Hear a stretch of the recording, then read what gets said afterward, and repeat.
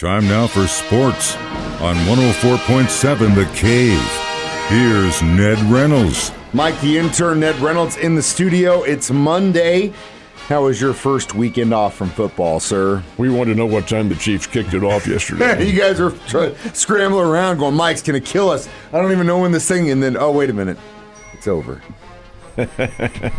Well, provided discussion, though, and that's what counts. Good. And you also, if you missed the episode of Ned Talk yesterday, you can always download it as a free podcast on our 104.7 The Cave app. I'm sure you guys talked about when players or who's going to be trying to get the remaining Kansas City, who might be leaving, free agents, all that stuff is coming up pretty quick. The subject was discussed, as a matter of fact.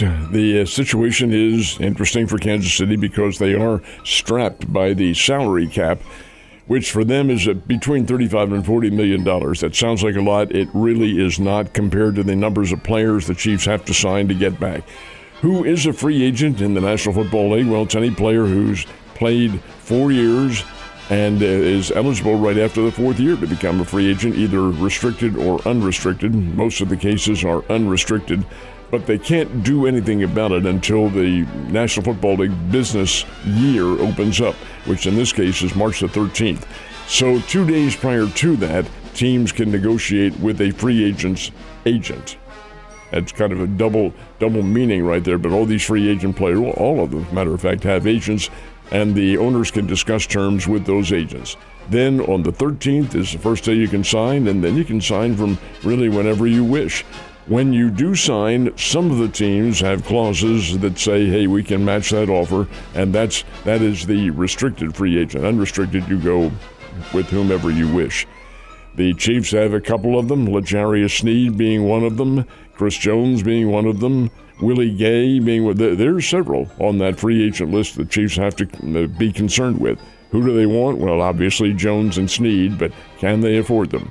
With a salary cap of about, well, we'll say $35 to $40 million, the Chiefs have to be very judicious with what they do and how they restructure contracts. So it is a very dicey situation for them, but hey, these front office folks are professionals, they're very bright, and if anything can be done, then I'm sure they will do it. Hopefully we can figure out a way to keep the band together. It is professional sports, and it will be sad to see if we lose anyone, but that's going to start heating up because the media needs something to talk about. So prepare yourself for the trade rumors for the next few weeks. The National Football League is brilliant in doing that. Oh, yeah, 110%. We'll talk about NASCAR here in a few minutes and how that got rained on. Did they have any bad weather during that golf tournament?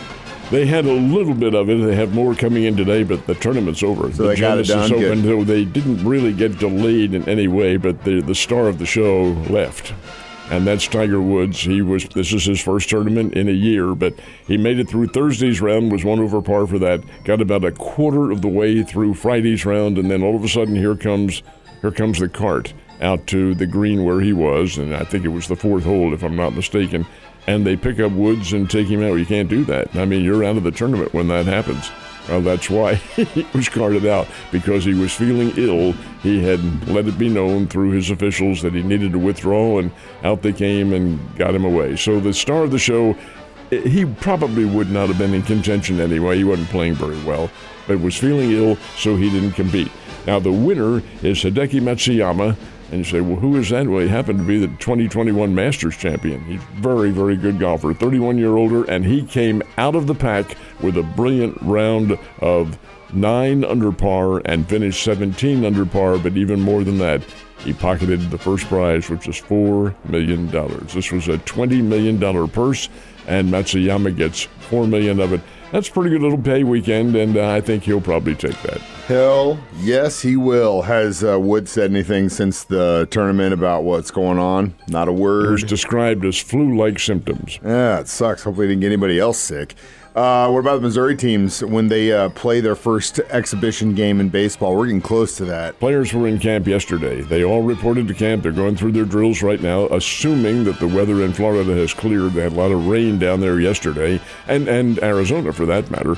But the fact is that the Cardinals will play their first games, and it is plural, on Saturday. Play the Astros and the Mets on Saturday because the Cardinals are going to split their squad. We'll see quite a bit of that this year in spring training because the Cardinals have some key decisions to make as far as players are concerned, who's going to make the squad and who is not.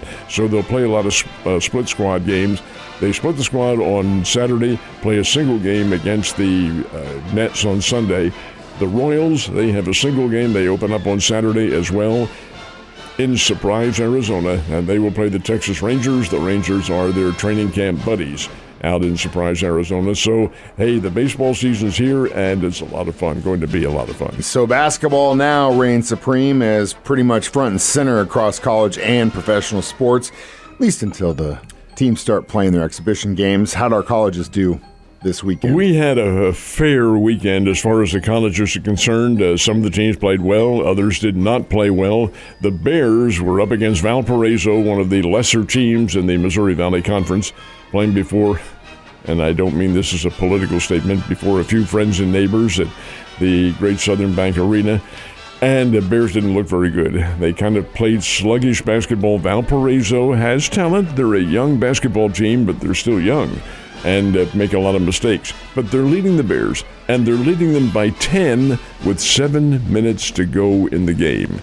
And that is when the Bears suddenly snapped out of their hibernation. Chance Moore went on a run. The Bears went on a run, outscored Valparaiso 18-0, and won the game, pulling away 82-74. So win the Bears had to have, not to really change their place in the standings because Missouri State's already assured of being in the play-in round.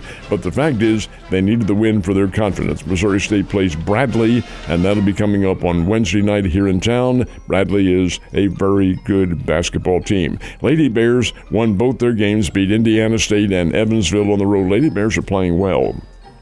Drury had a doubleheader with McKendree, which is a Great Lakes Valley Conference member. McKendree's out of Lebanon, Illinois, and the Lady Panthers win. Lady Panthers have won 12 in a row now, playing very, very well. But the Panthers, the men's team, beaten 72-56, I think the final score was, and really that's you can't have that. And Missouri's the Drury men's team is under 500, 6-9 on the year.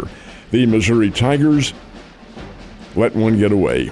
They led Ole Miss virtually the entire game. And then in the second half, about 10 minutes to go, Missouri went to sleep. Mississippi came roaring back, and Mississippi beat Missouri 79-76. Missouri has yet to win in the Southeastern Conference. They are 0-12. There are 2 weeks remaining in the regular season. This is just not a very good year. Not a good year for the Tigers at all, but yeah, I feel for you guys big time. What about the Springfield teams? Well, these are baseball.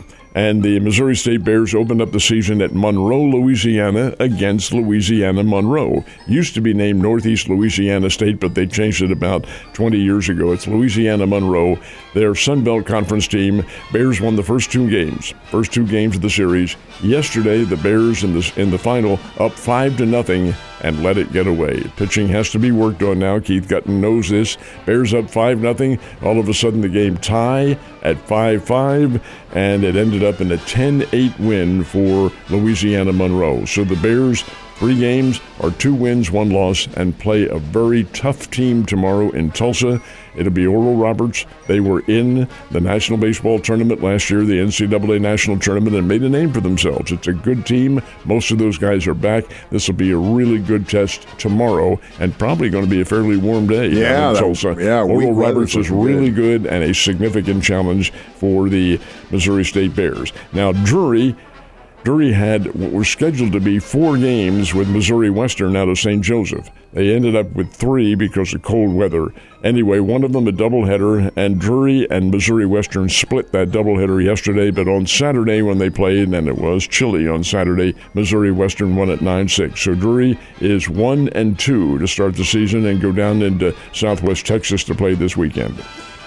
All right, something else that was supposed to happen this weekend was pretty much the Super Bowl for racing. Unfortunately, there was a little bit of rain going on, so that means if you are in the education system, you're happy today. You might have off, but for those of us that don't, when's racing for Daytona start? Well, the money-making season is what they're in, and they want those crowds to be upwards of 200,000. I wonder how many will show up today for a Monday, and it's a late Monday afternoon start in Daytona. They'll start it at 4 o'clock Eastern, 3 o'clock Central. That's when the green flag will fall at the Daytona International Speedway. That is such a classic. I expect that they will have a relatively speaking, full house on hand. But yeah, all the excitement pent up and ready to go on Sunday, and NASCAR rained it out early because the rain was going to be there all day long. Hopefully it will end today. It was supposed to. We'll find out. But 3 o'clock Central Time is when the race is scheduled to start. It would be just, and it's nobody's fault, but, you're a big fan of whatever sport. You travel to that city, you go get the hotel and all that stuff. You're supposed to be flying out today. That would really be a drag. Ned, you have a great Monday, and I'll see you tomorrow.